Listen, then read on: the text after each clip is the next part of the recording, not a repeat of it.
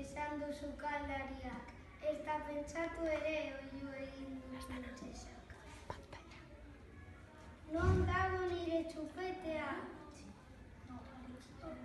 Nire txupetea nahi du. Nola demontre joan da tximeneatik gora?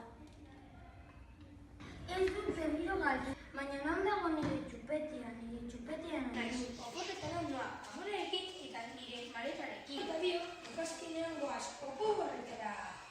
Eta gozein egon beharra dakagu. Hegazkinak gari barnatu ditugu, hau posa. Nekatuta dago. Horregatik, aitatxerekin jolazten da. Nekatxoa asko hasi da. Noiz arte itxaron behar dut? Aspertut naiz. Amatxo ezin da besoetan hartu. Hori ezin batero festa. Aitatxo nire maleta prestatu du. Amonaren etxera. Haurtxo maitagarria, zein ederki ematen dizun soineko lirain horrek. Egunon, Otso jauna, eta eskerrik asko konplimendua. Ara bestea, edonor daki ez dagoela marrazori basoan, erantzun diot neskatilak. Jakina, barrapur bat egin nahi nuen besterik ez. Ezadazu maru bitxo, nola zoaz itxura horrekin. Baina presaka zabiltzara, azkar zoaz zuzen eskolara bezala.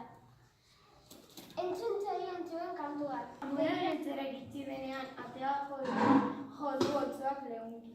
Nanan, atea ondo itxi gabe zegoen eta ireki eginda, ez dago inoretzen. Dio mamu pozik, eta zautuka. Ez, dio garazi. Hori ez da baloia, hori zagar bat da. Jateko oso gozoa dago.